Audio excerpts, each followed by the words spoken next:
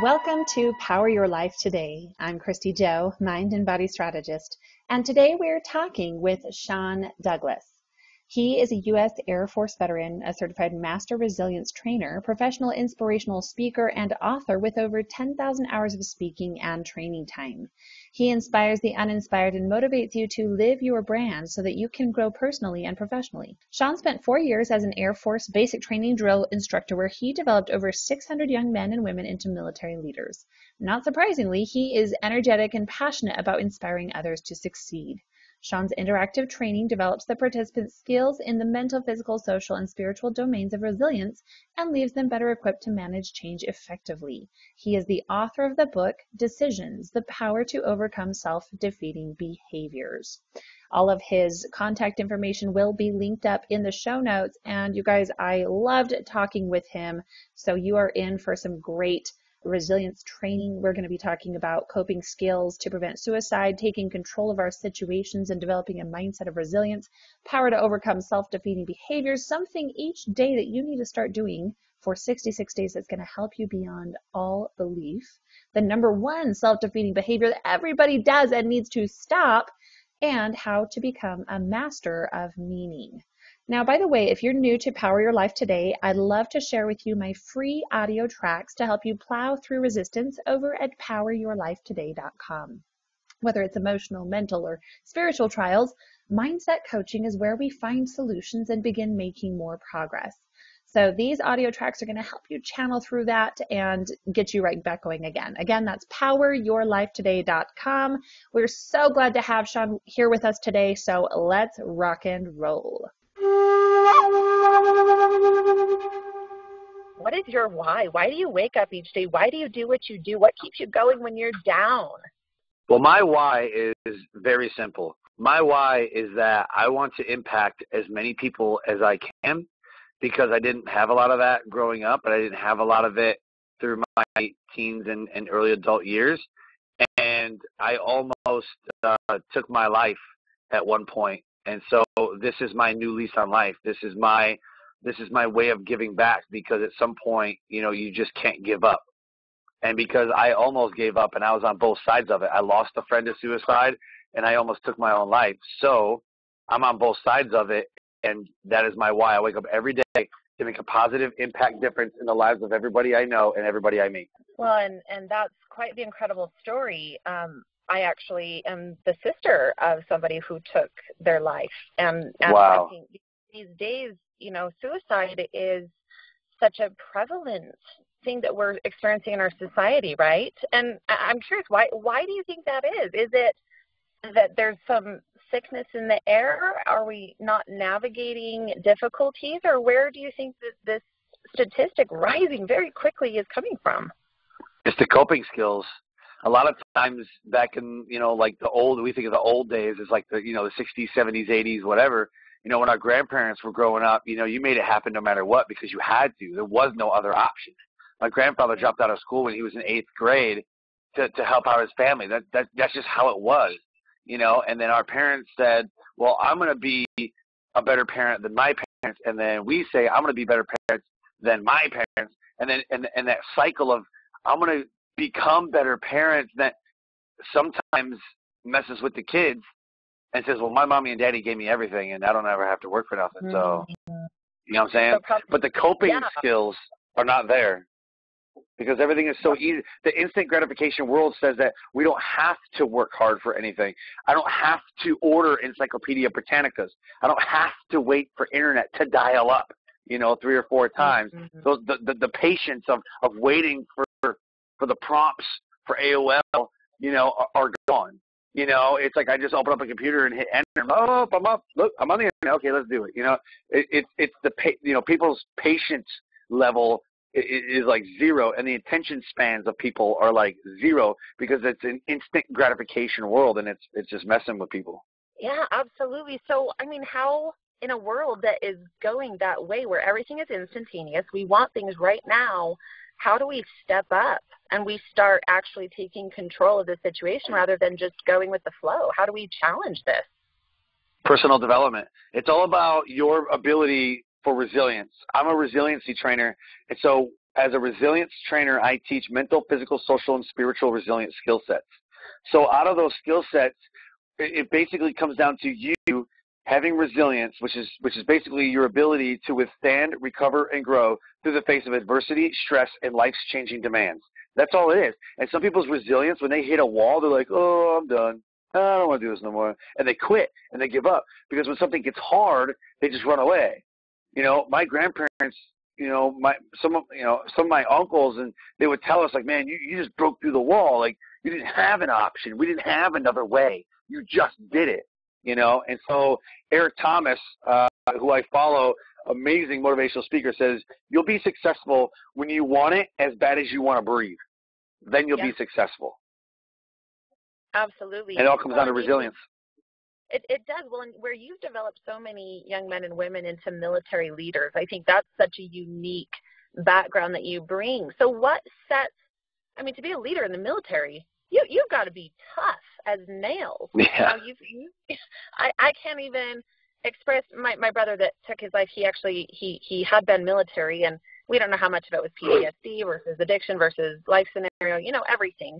However, being around the military scene and a lot of his friends and talking with them, it's a completely different mindset. So can you give us insight into maybe one or two key elements that you teach people when you are doing those trainings that really set them apart to that upper echelon?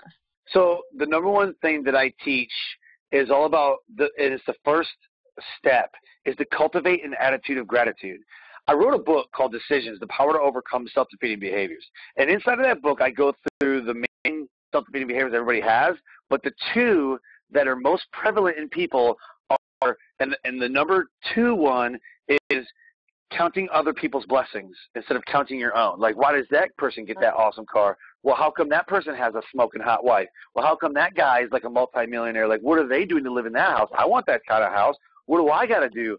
They can dream and plan forever, but unless they take a step forward, it's never going to happen. But the problem is that you're not cultivating the attitude of gratitude necessary to become successful. Every millionaire and every billionaire will tell you that you have to have gratitude. You have to have content where you are now in order to be happy later. A lot of people are happiness chasers. Well, I'll be happy when I get $1 million. Well, I'll be happy when I meet this goal, or I'll be happy when. And so once they get to that win, they're like, well, I'll be happy when. Well, you just said that. So people are can be happiness chasers. And so they count other people's blessings instead of counting their own and staying in their own lane. And so what I tell people is you need to count 3 blessings a day for like 66 days. The science behind it is that if you do something 66 times or for 66 days, you develop a new habit. You develop a new skill. You trick your brain into learning new. It's kind of like when you go to the gym, you suck at the gym, and then after like a month, your muscles are strong. It's working the gratitude muscle in your brain. And so resilience is a learned behavior. Nobody is born resilient. Nobody is just equipped with a resilience trait, right? It's a learned behavior. Research has shown that everything we do is learned, and so we process the information differently based on our thoughts, feelings, and beliefs. All thoughts, feelings, and beliefs drive our reaction. And so if we can hone in on those thoughts, feelings, and beliefs and say, you know what, I'm going to cultivate gratitude. I'm going to tell someone every day that I'm thankful for what they do. I'm going to say, I'm thankful for my job. I'm thankful for the money that I can pay bills. I'm thankful for breathing. If there's air in my lungs, I have purpose in my heart, And so I teach people the attitude of gratitude, and how you do it is you count 3 blessings a day for the next 66 days. And what's great about social media is if you go to hashtag counting blessings, you'll see me and a ton of other people that I've coached doing it on Facebook, and you can create a community around it. We're going to do it. We did a gratitude challenge in our One Life Fully Lived community, and it was great. It was like post 3 blessings. You can do it every time there's a blessing, you can post it, or at the end of the day. And so we decided, let's do it at the end of the day. Like at the end of the day, we're gonna say what we're grateful for. So in the evening after dinner or whatever, we jumped online. Was like, hey man, what are you thankful for? What are you thankful for? What are you thankful for?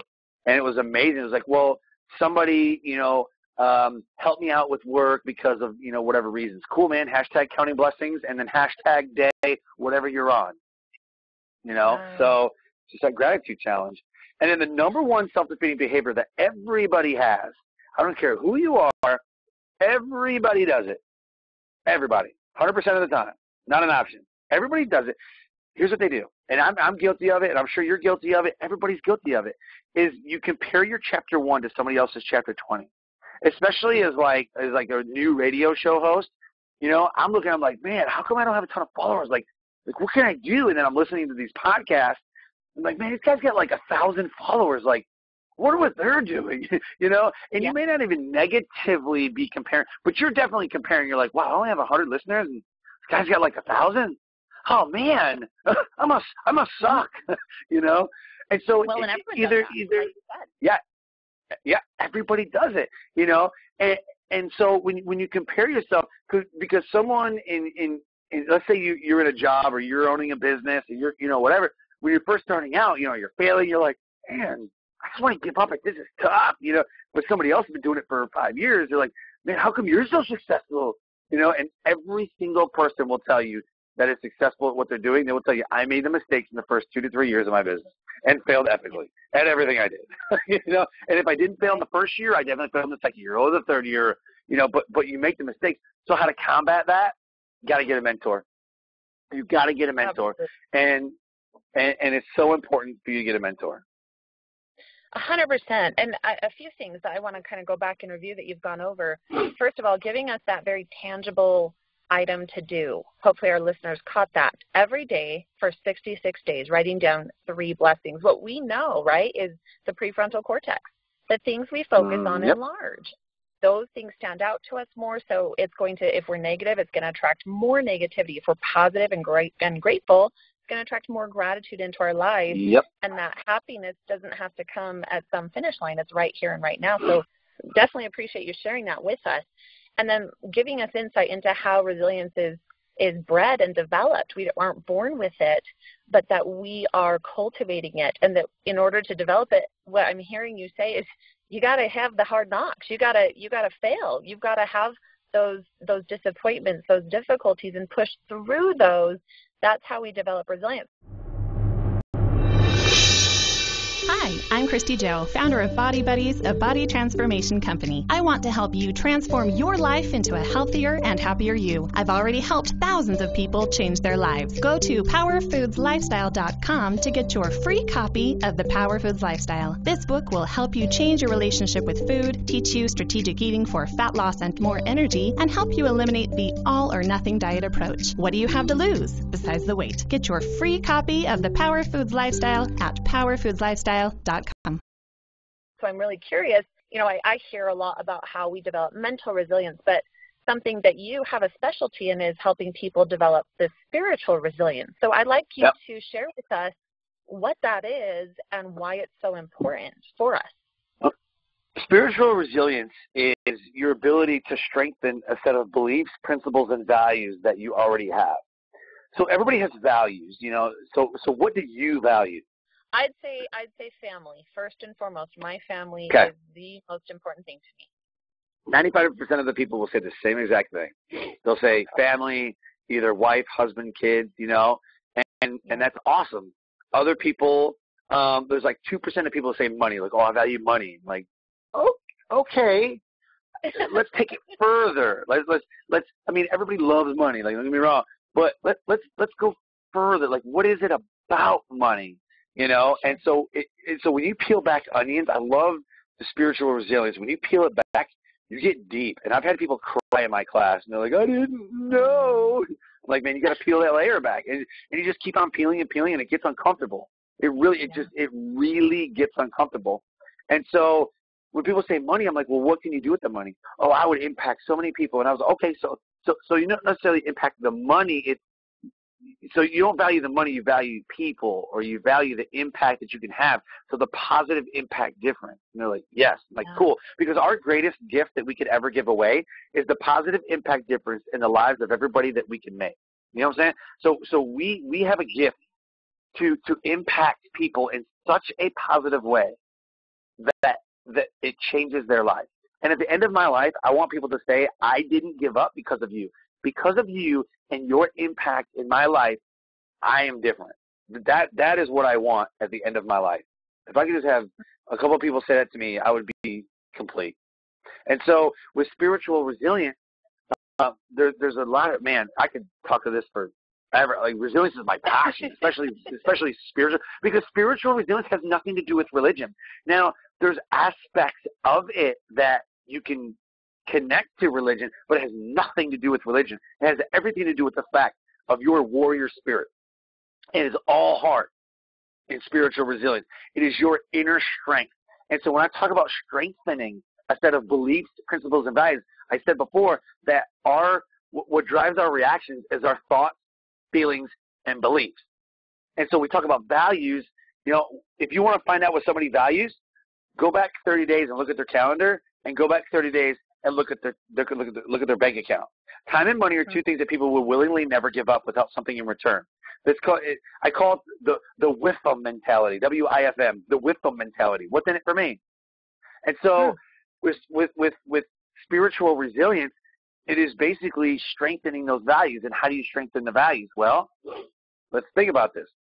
If you look at your calendar and a lot of work stuff is on there, but not so much family, and you said family is your value, are you really living out your values? If you go back and look at your bank account and you have a lot of family on there, I would say that you're probably living out your value with your money, but your time is not living out your value. Your time looks like it's a lot of work stuff. Looks like you're following your passion inside of your professional career or whatever. So what I tell people is you need to go back 30 days in your calendar and look what you spent time on. And let's say that you don't schedule anything. I schedule everything. Number one rule of success, schedule everything. And so if, people that I talk to, they're like, well, I don't know. I was like, so what did you do the past 30 days? Well, I worked and I did this and I did. All right. So if you're telling me your value is relationships, doesn't seem like you did a lot of relationship building. The relationships that you value don't have to be mother, dad, brother, sister, cousin, aunt, uncle, grandma, grandpa. It doesn't have to be that. It could be coworkers. It could be you hold it. It blows my mind that we can hold a door open for a stranger, but we don't hold our doors open for our kids or our spouses or brothers and sisters. Like, we just let them fend for themselves. But if a stranger walks in, you're like, oh, excuse me, ma'am. Oh, excuse me. Oh, sorry about that. And you're so super nice to them. But then a family member can do the same thing, and you're like, get out of the way. It's like we're so mean to the people that mean the most to us. Right. I see it all the time. It's so all sad. The time. Isn't it so sad Yes. to see that? You're exactly right. The value of that. And if you said 95% of people are going to say family, that's like a real earth to us. We need to be looking at that. So thank you for bringing that up. Sorry to interrupt. Keep going. No, absolutely. And so, look at the values, because everybody has values, right? And so what I want to really press on the listeners is that you have to assess. When you say, I value time, money, family, relationships, people, my career, when you value these things, look at how much time you've spent strengthening those values, and then look at how much money you've spent strengthening those values. When I became a speaker, a professional speaker, there's all these speaker programs. You can just Google speaker program, speaker coach, speaker whatever. I'm like, geez, man, $300? I'm like, ugh. Is the investment worth it? If you spend money on your passion and your purpose, you have to be a master of meaning, which is rule number 9. You have to be a master of meaning. Rule number 9 to success. What is the meaning that is going to come from me spending $300 to become a better speaker? Am I worth the investment? Am I worth that $300 I'm going to pay to learn how to become a phenomenal speaker and communicator? And I was like, hell yeah, it is, because I value myself. And because I value myself, I need to provide for my wife and kids because they are my value. And because I want to provide for my wife and kids, I have to then go back and say, okay, $300, let's look at this, let's unpack this, let me learn everything that I can. And I did. And it propelled me to new heights. So you have to look at the investment that you make on yourself. Well, and I think that goes back to deepening our bonds with our lives and returning to the very beginning of this, of these coping mechanisms. If we aren't deepening our purpose and our why, which ties back into spirituality, and as you mentioned, it being pretty much independent from religion, I want to go even more into that, because what I observe in our society is such a crisis of almost a unwillingness to even discuss anything in regards to beliefs or values due to the fact that somebody might be offended. So how do we preserve individual beliefs and values, if not build them, without this fear that I feel our political, economic society is trying to drain out of us? How do we build this? Okay, so what I teach people to do is to build yourself a board of directors.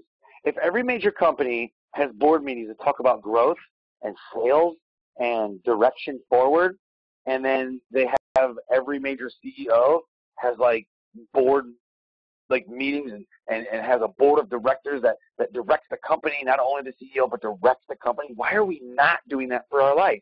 Can you imagine if everybody had a board of directors for their life? My wife is on my board of directors because she can sniff out my stupidity like nobody.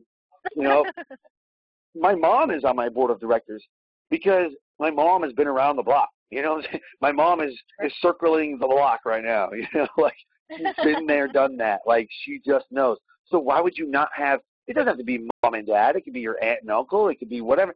So everybody has 5 areas in common with everybody. Everybody does. Now I've got like 6, 7, 8, probably 20 different areas. You know, but what I've got, like everybody has 5 areas that is always in common with everybody. It doesn't matter who you are. And those 5 areas are wealth or finances, pretty much the same thing, health, personal development, professional development, and then spiritual, whether it be your goals, values, beliefs, thoughts, feelings, whatever, or it could be religion. So it's up to that person. Or you could have both. You could have, you know, like 5A and 5B, you know, one's spiritual, one's religion, whatever. Or you can just make another one, say spiritual is this, but then board member number 6 is religion. And then, you know, you can have as many areas of your life, you know, that you want. But the most common 5 are those 5: wealth and finances, health, personal development, professional development, which personal development is like relationships, friendships, you know, your values that you hold dear. It's your personal life. Professional development is like your career. So I want to develop myself as a speaker, trainer, author, life coach, radio show host. You know, that's what I'm doing. That's my professional stuff, as well as, you know, the military stuff and the resiliency trainer, and that all encompasses that. And then your spiritual goals, values, thoughts, beliefs, feelings, you know, the whole thing. And then for me, it's religion too. It's kind of tacked on that, just because that's what I believe. You know, when we talk about beliefs, it's anything you believe, not the should. When you should all over people, because everybody does, you should be this way. Oh, you should be this way. Oh, you should do this. Oh, you should do that. When you should all over people, you ruin the relationship. So what you're talking about is having a respect for the relationship, which a lot of people don't have. Having a respect for the relationship, developing a relationship that is both respectful and welcoming of other people's beliefs. You can look at it right now with Trump and all this other stuff. People hate him or people love him. There's no really anybody in between. People hate him, people love him. I've seen relationships destroyed over this guy. So there's just not a deep respect for the relationship. Because if you have a deep respect for the relationship and you strengthen your set of beliefs, principles, and values, strengthen those. But with that comes respect for the relationships that you've already developed and respecting other people's thoughts, feelings, beliefs, and values. And how you do that is build your board of directors. Put people inside of that board that is going to elevate those areas. I have a wealth coach, a health coach, I have a personal, professional, spiritual. I have coaches in place that are elevating me to new levels. And when I get to that level that they're at, they'll high five me, tap out. Next coach, come in, okay, and then we go to his level. And then when that coach is done with me, high five, we tap out, and I get another coach. And it's a cycle. I didn't realize that Tony Robbins has coaches. I didn't realize that some of the main figures of our day have people that surrounds them and elevates them to the levels that they need to be operating at. Didn't even realize that, but they do. Yeah, which is powerful because it comes back to this intention. Again, solidifying this why. Why do we do what we do? What's our purpose, and how do we develop a bond with our lives? And that's where a lot of depression and, my personal thoughts of just these unwillingness to even cope or try or set goals. We have such a disparity in our society where we have our high achievers and our high performers who are listening to this podcast and listening to your, radio show and wanting to grow and to learn. And then we have this subculture where it's just barely trying to survive. So this is something I hear often when spirituality is discussed, and I'm curious for your take on it, because we can talk about, make sure that you're sticking up for what you believe and know and all of these things. But I am finding that the number of people who are passionate and have those beliefs and values solidified is getting lower and lower. And it becomes more apparent that we have flounderers. We have people who are floundering, making no decision any which way. They're just kind of, I picture them, if they're in a sea of water, they're just floating, right? And they're not swimming, they're not kicking. They don't know where to go or how they feel. So how does somebody who is saying, I go to church, but I don't know what this whole spiritual thing is. I don't know how to let that become a dictator of my choices and my belief systems and the way I act from day to day. How do I build that and have this passion that you're describing that I feel in your voice? How do I do it? What would you tell them? You got to build a board of directors. You have to surround yourself with highly successful people. You hit on it earlier, and I love that you said it right off the bat. If you put out negativity, you're going to get negativity. If you put out positivity, you're going to get positivity. So what you focus on expands. So if you're always, it's called the spotlight effect, and everything I teach in resilience is all fact-based research. Every single thing that I talk about is all fact-based research. When you talked about learning, when I mentioned it, and you really expanded on the fact that in the cortex, and I'm sitting here, I'm like, yay!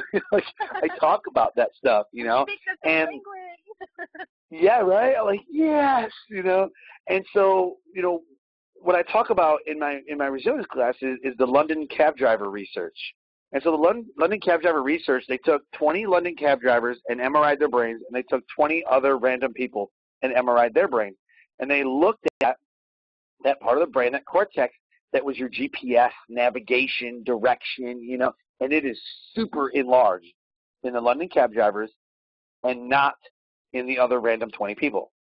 And what they found was that because they do it all the time, that part of the brain is enhanced. That part of that muscle, part of the brain, is so fixed on what they're doing as a cab driver itself and what their responsibility is, because they got to know how to get somewhere, and they got to memorize stuff. It's like when we go to a new place, we always use a GPS. Well, pretty soon you don't use it as much, and pretty soon you're like, wow, I haven't used a GPS in like a couple of months. Like, wow, because you've learned the roads, you've learned where to go. It's the same thing when you're building a business. You're like, oh my gosh, I'm failing. I don't know what to do. And so you get somebody to help you, and they're helping. It's like, oh, I got this. Oh yeah. But anytime you start a new job, you have a trainer, don't you?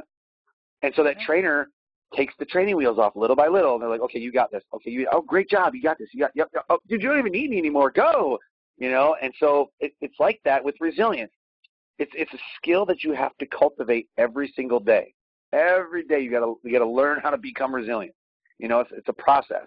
And so the London cab driver story, the research that I tell in my classes, just says that it's a learned behavior. They took the other 20 people, and their MRIs showed that based on their job and based on their skills, that part of the brain was highlighted. That part of the brain was enlarged.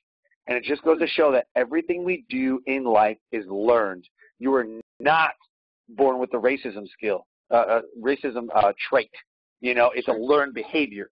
You are not born mean.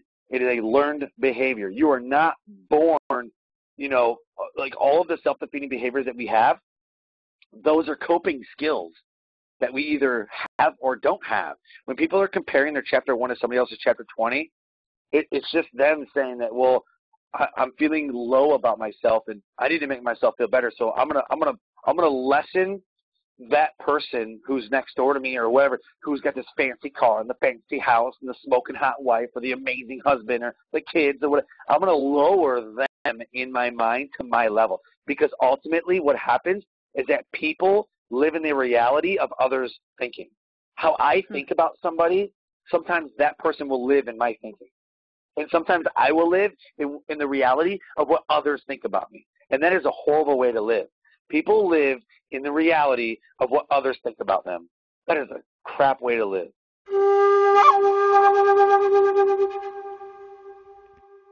You've got all this background. You've shifted over into developing your own brand. You know, you're now speaking and you're an author, which, by the way, to all our listeners, all of the links to books and other resources for Shawn will be in the show notes. But tell us, just to kind of wrap this up here, where are you heading now? Where are your goals leading you and your board of directors keeping you accountable to, where's the end goal for you? I set a goal last year that said I want to talk on the TED stage in 5 years. Like within 5 years, I will accomplish this goal. So last year I built, I want to so bad. And so last year, I've been speaking since 2009, because after I went through my tragedy and almost taking my own life, I got the help I needed and people reached out and I got into like personal development. I was like, man, this is amazing. And the first book that I ever read about personal development and positive thinking and all that was a book by Norman Vincent Peale. And the book is called The Power of Positive Thinking. And that book will like change me. I'm like, positive thinking, like don't sweat the small stuff. Let things go. Forgive people. And you're like, wait, how can I just forgive them? They wronged me. That person who wronged you doesn't give a crap. They honestly don't. They're not laying awake at night going, man, I can't believe I wronged that person. Man, they're not. They don't give a crap. It's you that's carrying the baggage, not them.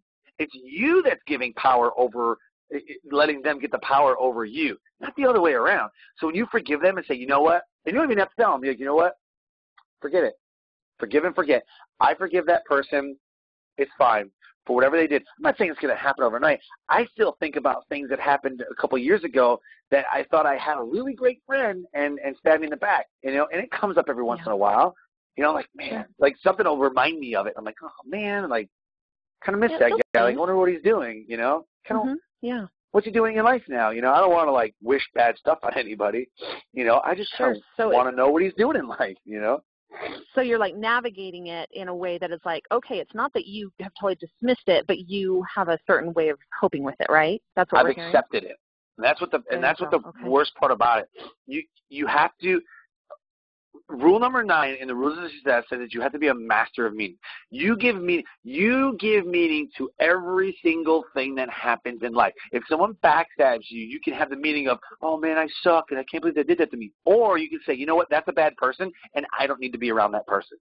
Now you can give a positive meaning or a negative meaning to anything you want. You are the one who holds the power of meaning in your life.